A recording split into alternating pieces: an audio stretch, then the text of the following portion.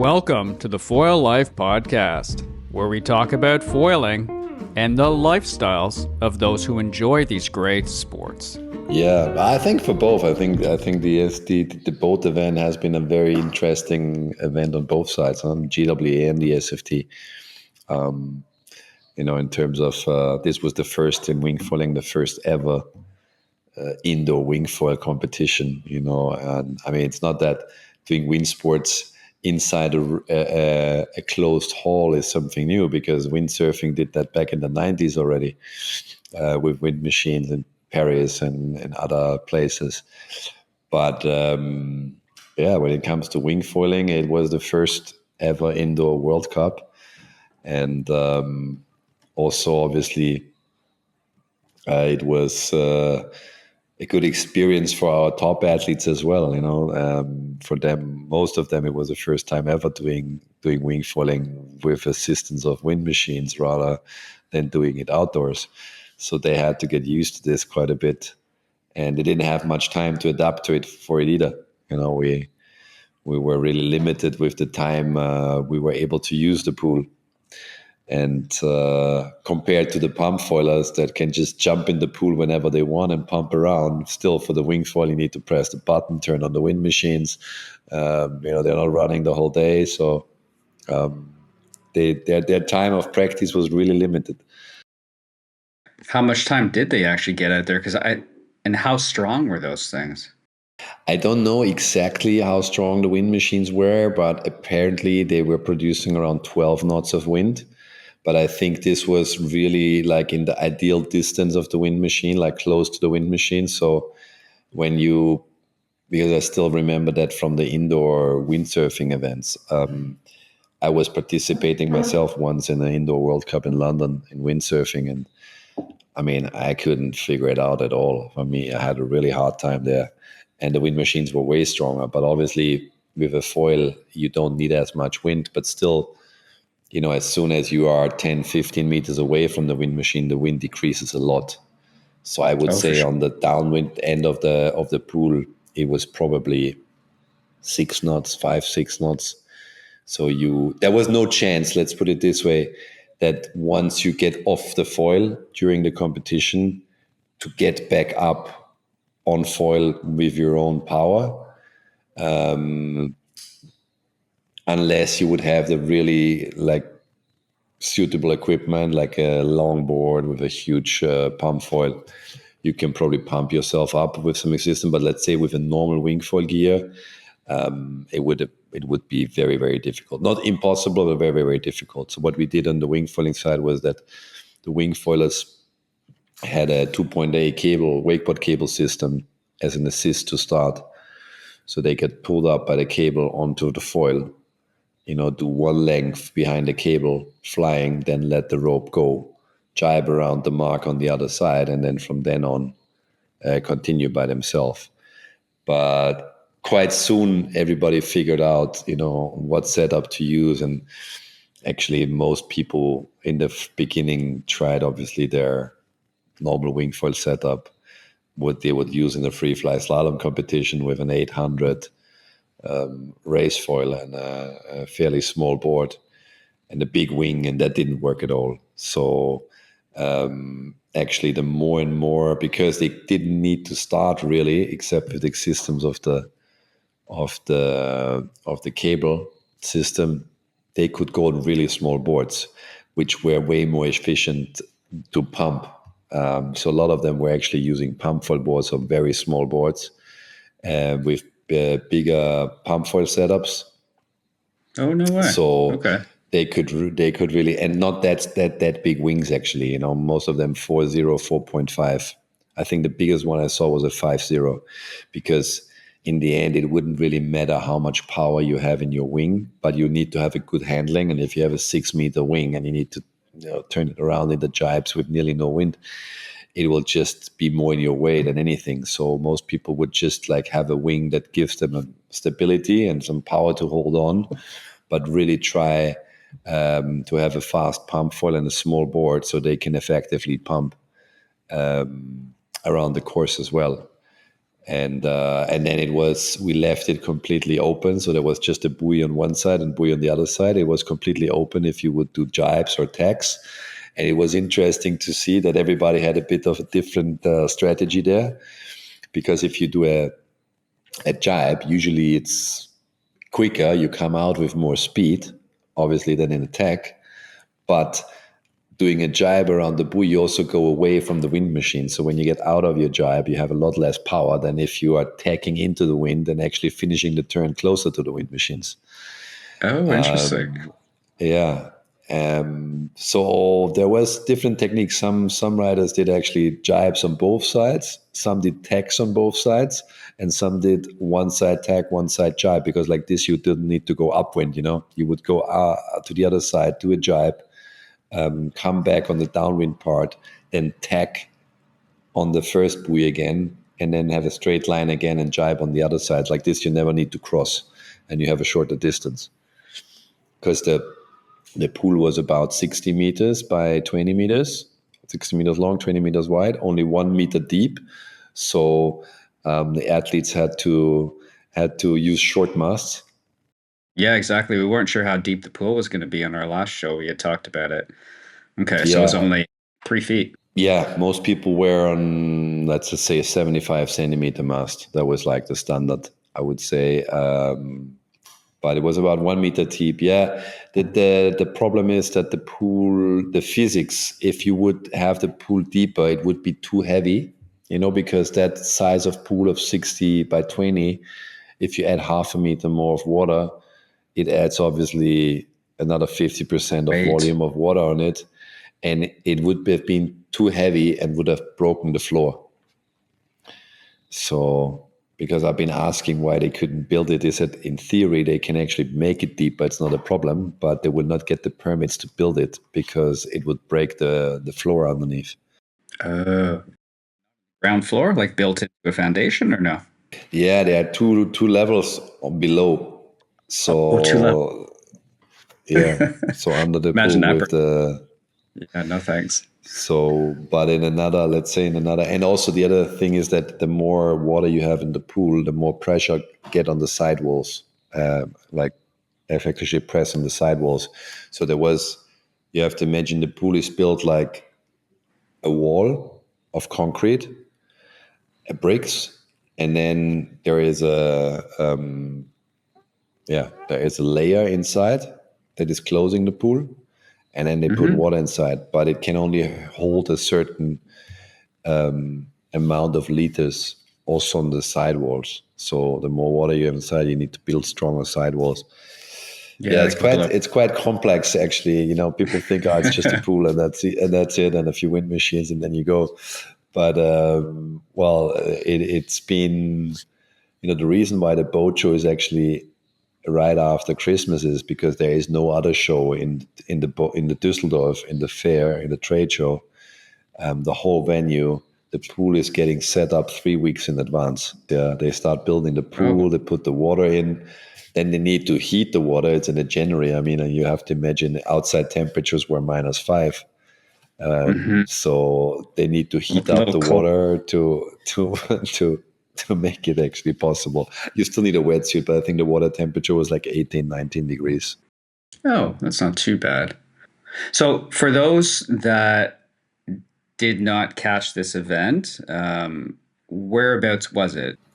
It is the biggest boat show in the world. Yeah, it's huge. In the world? It has about, in the world, yeah, it has about 200,000 visitors throughout the whole week. It's the biggest boat show in the world with anything about water. I mean, the biggest motor yachts, sailing boats, you can go and buy them right away there, or at least look at them if you don't have the cash to buy them. But and anything else that's happening on the water and in the water. I mean, there was a diving pool. It's not the only pool in the exhibition. It's the biggest one. But there's another pool, and it's one of the sailing holes. I think the whole boat show has probably 15 or 16 holes. And one of them is the surf hole, which has this pool inside with the wind machines. And everything that's about board sports is happening in there. So all the brands, the foil brands, windsurf, SUP. So within the boat show, there was the GWA Wingfoil Indoor World Cup. There was the SFT Pump Foil World Cup. There was a SUP World Cup. There was a windsurfing, towing European Championship, and a wakeboard event as well with obstacles and the 2.0 cable system. So this was all sick. happening in that pool. And that's why also the time was obviously limited. We didn't have the pool available the whole time just for us. We came in on the first weekend, and we had the Friday.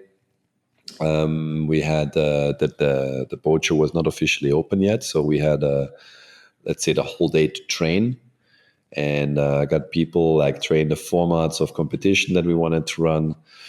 We ran a slalom format, so it was a one by one timed racing because we couldn't have two people in the pool at the same time on the wing foiling side. Oh, you're mentioning. So you have to imagine. Yeah, it was like a F1. ski race. Mm-hmm. Oh, that's cool. So you go one by one. Everybody sets a time, and then the others try to beat the time.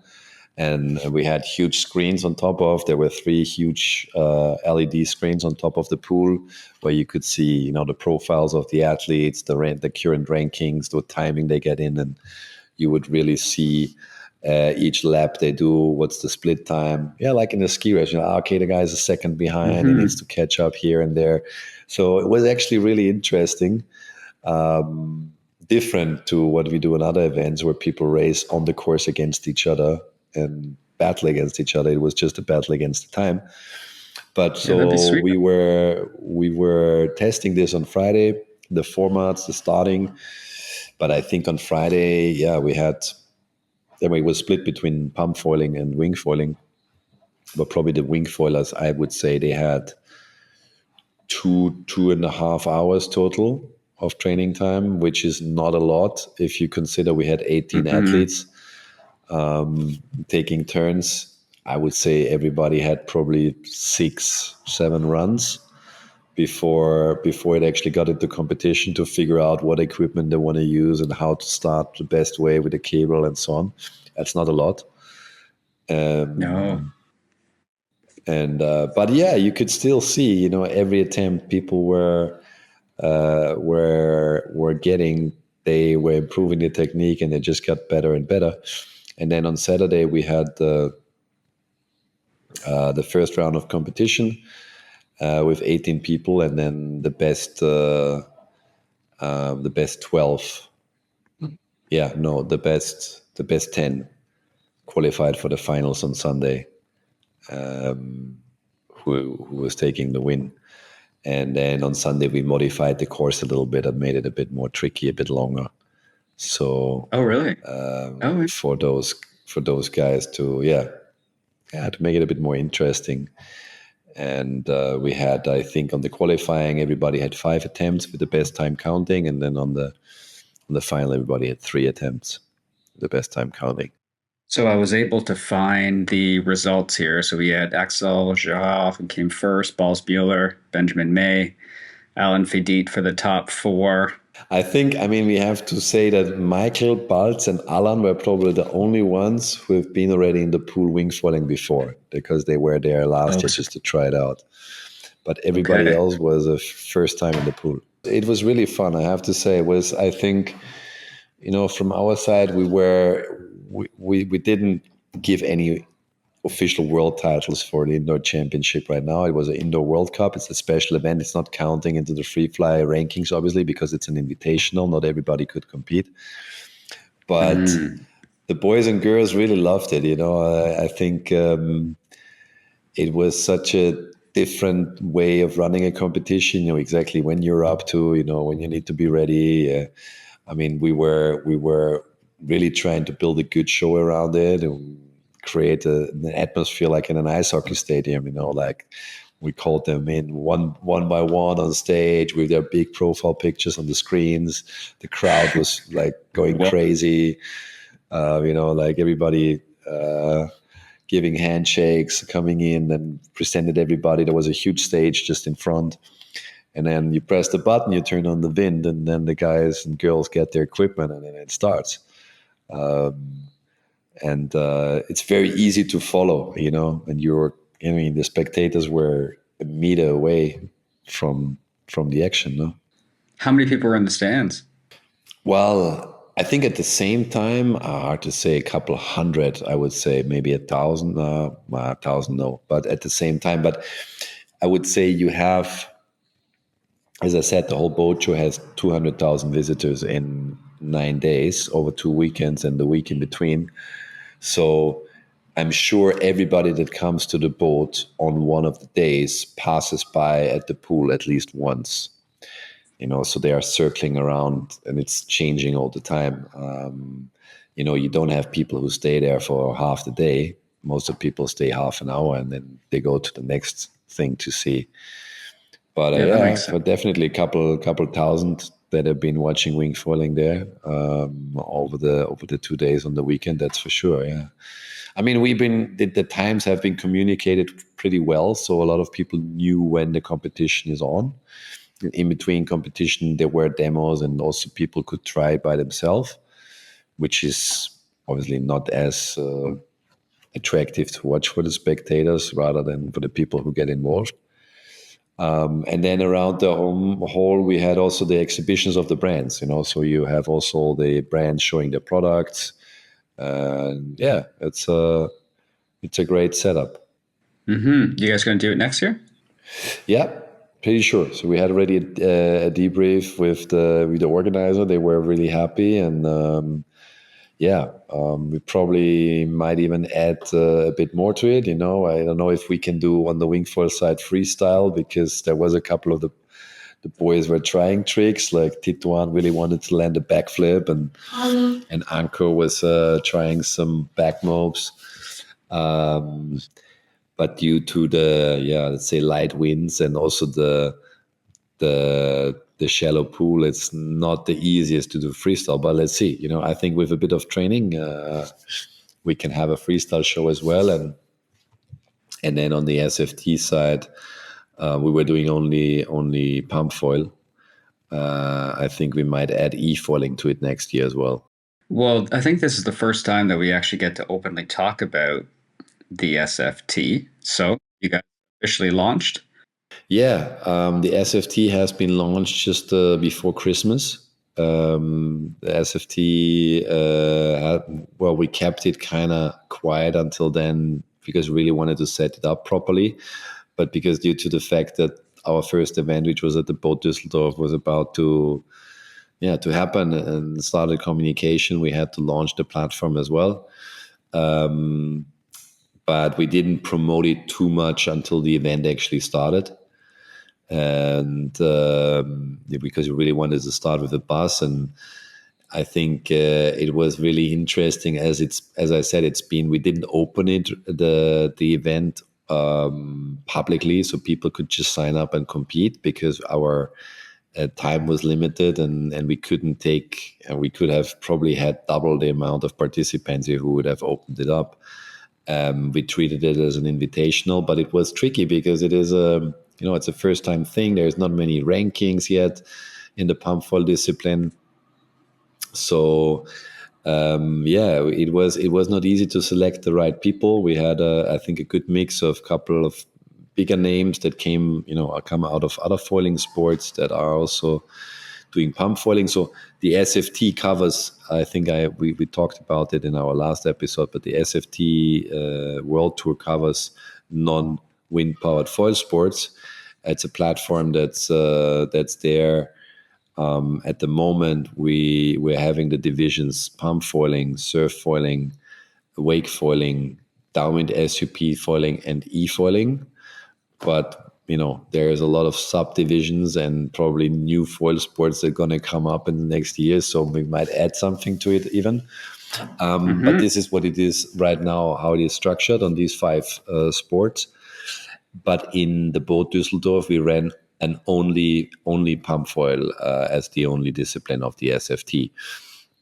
The idea is of the SFT to combine foil sports, because we really see the potential of of bringing up combined foil events with different disciplines. That's where I think we can all be stronger and we can all build a stronger platform if we're not only individually trying to promote each discipline or events or a tour like this. We can, we're going to have events in the future in different locations where it's going to be 2 or 3 or 4 or 5 disciplines combined. And then you get a lot of more athletes together, more momentum. And also a lot of athletes do more than one discipline. There's a lot of athletes that are surf foilers, but they also take part in a pump foil or in a wake foil competition. Maybe e-foiling is a bit a different story, but even there, you see links. And that's the idea behind the SFT. So we have just launched it, and we've just done the first event, which was really, really successful. I think we got super good feedback of the pump foil event, and I think for most athletes, it has been an amazing experience.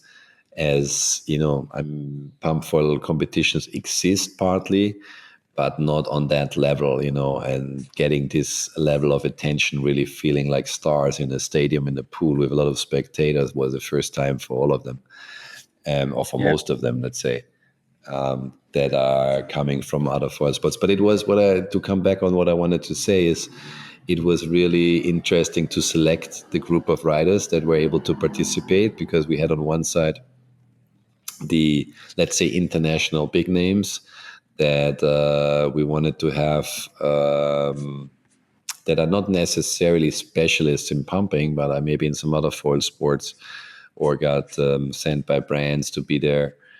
And then we got those brands who were at the exhibition and had stands at the boat.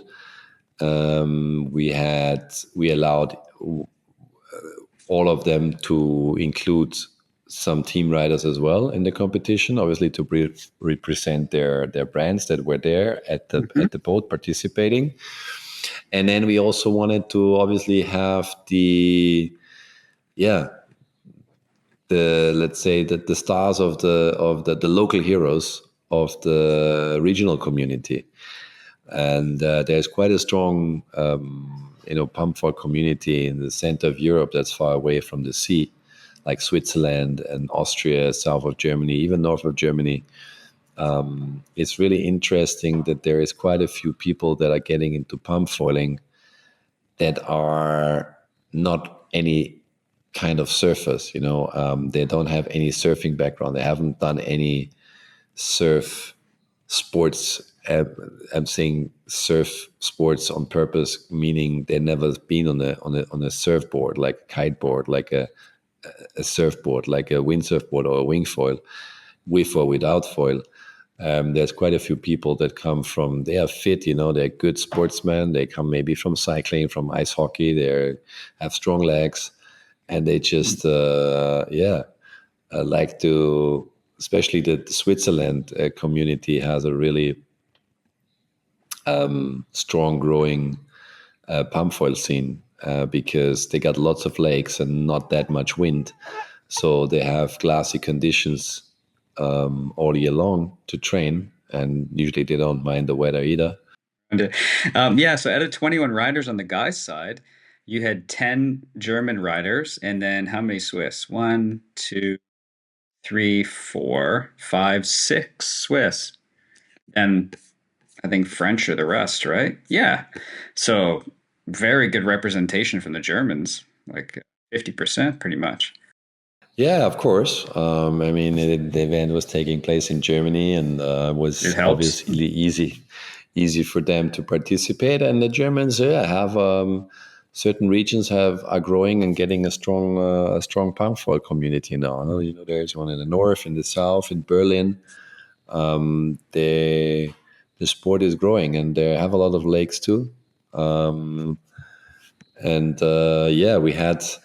It was funny up to the event. A lot of the boys and girls I haven't even met in person before. No, we just invited them, and I met them in person first time at the event. But they've been like, once we announced, okay, and they knew they're going to be in, and what the format going to be, because in pump foiling we did like a parallel slalom, so there were two docks next to each other, and they would start at the same time and pump a slalom course forth and back, but each one on its own course, so battling against the other one in a best of 3 heats. So you would need to beat the other, or you would do one race and then you would switch to the other track, you would do another one, and if it's 1-on-1, you would have a third one that will decide the winner. So it was always a best of 3 battle between 2 people. And there was quite a few ones actually who sent me videos then in advance saying, look, I've been training, I've been here in my local swimming pool, and they let me train in the pool so I could use it. So it was interesting to see how ambitious and like how serious some of them were taking it already in advance. And Well, you're adding so many different avenues. Yeah, at the moment, most of those disciplines are based on racing, not expression, except the surf foil and the wake foil, obviously. But I can see that evolving. I mean, we will have on the e-foil side, races, slalom races, where it can be either single one on the course or multiple races on the course together. I mean, also the pump foiling, we will on the next event or the next couple of events, it's going to be pump foil outdoors. We're going to have pump foil competitions where it's not going to be parallel. So we're going to have 4, 5, or 6 docks where people start at the same time and then, like a border cross, go around the same course and can knock each other off, which is a bit more exciting to watch as well as for the athletes. But in Düsseldorf, in the boat, the pool was too small to do that. And we might do that next year. Are you putting CCs or horsepower limitations on foils? Yeah, on the e-foil side, it will be regulated to production products. I mean, obviously, you need to regulate it when it comes to engines. Otherwise, somebody will always show up with some customized, tuned machine that's gonna outdo everybody. So the products need to be on a production status. You need to be able to buy them in a shop. So no customizations on the motors or any of that stuff for e-foil? Yeah, you can tune them. I mean, if you know how to tune an engine, but you cannot put other engines in it than what is sold on the production model. All right. Yeah. Well, you never know. That would actually be pretty fun. So you guys are heading to Pensacola. So you'll have wake foil, surf foil, pump foil, and e-foil. Well, we want to at the Pensacola foiling week, which is a big foil get together, let's say, with a lot of different foiling disciplines. We'll be joining the party, let's say, and making sure there is some competition going on in different disciplines. But this is also, I think, an event that's a bit different to the other concepts. So here the participants, there will be a lot of people who actually gonna try out different foil sports. They come from the one or the other and they want to hop on and try the other ones too. So things are not running at the same time, but we're going to team up with some local people, like the Foil Surf Race League going to be there running a format, and we're going to collaborate with them. And the same the week after, they're going to have the event in Cocoa Beach, Foil Surf Race League. And then after that one, we'll go straight to Cape Verde, where we're going to run a surf foil, probably tow-in event in Ponta Preta. So it's going to be at the same spot where the wing foil is happening. But on one of the days when we don't have wind, we're going to run a surf foil division, which is most likely going to be tow-in. If the waves are firing, I hope so. If we don't... Yeah, no. If we don't get that, we will run a prone for a competition, maybe at one of the other spots. But the idea would be, on that event, we have a really good setup. We're going to live stream it, so we really want to have a spectacular show. I think it's going to be an awesome one, And if we get pumping conditions, it can be quite epic. Oh yeah, so that will be March 13th to March 21st. So we are looking forward to talking with you right afterwards. So you'll have not only will you have that Wave GWA contest, but you're going to have that SFT there. But there is quite a few more. Actually, we are negotiating right now in different parts of the world to see if we could get some more events connected. I think this is the main idea now in year one. These are events that are already existing, or some that are new and they want to get something going. The beauty, I'd say, of these non-wind powered foil sports is that they are not weather dependent. So any festival about Mm-hmm. water sports, and it doesn't need to be anything with wind sports, can actually host such an event easily in a day or two. Absolutely. Even if, like you can run. Well, I guess wakeful, you're going to want some flat water, or else it would get a little gnarly. So like no wind for that one.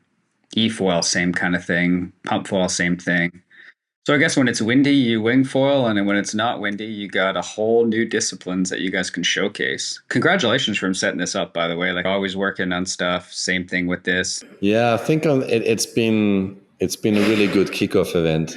The boat. Obviously, we just one discipline, but I think Mm-hmm.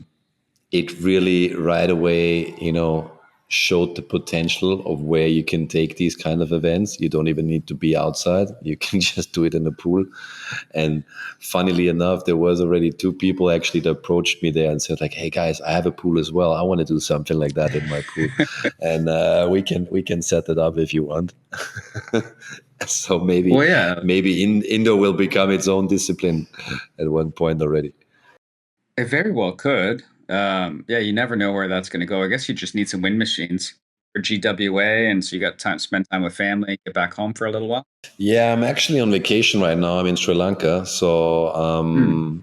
with my family. I haven't been on a vacation for 5 years, so it was I can about imagine. time Yeah, to to go somewhere where I choose to go myself and not for a competition, an event, or anything. yeah, you don't have. Yeah, exactly. So, I'll be in Sri Lanka now for a couple of weeks actually before I'll go to the Foiling to Pensacola. I go straight from here to Pensacola and maximize my time here with the family. Have my surf foil with me. I didn't bring any wing. It's not really windy here. It's all about surfing and surf foiling. But unfortunately, I've been like ill for the first 10 days of my trip. So I Oh haven't been in no. the water much yet, but just have recovered and hopefully get some water time. But yeah, still obviously working and preparing for the event, especially with the SFT. There's a lot happening at the moment, so things that Mhm. need to be done and set up. And I'm really excited about this new project with the SFT. I think it always like motivates me to start new projects, and I think it's the right time now for this. I think foil sports in general are gaining momentum at the moment, and you can just see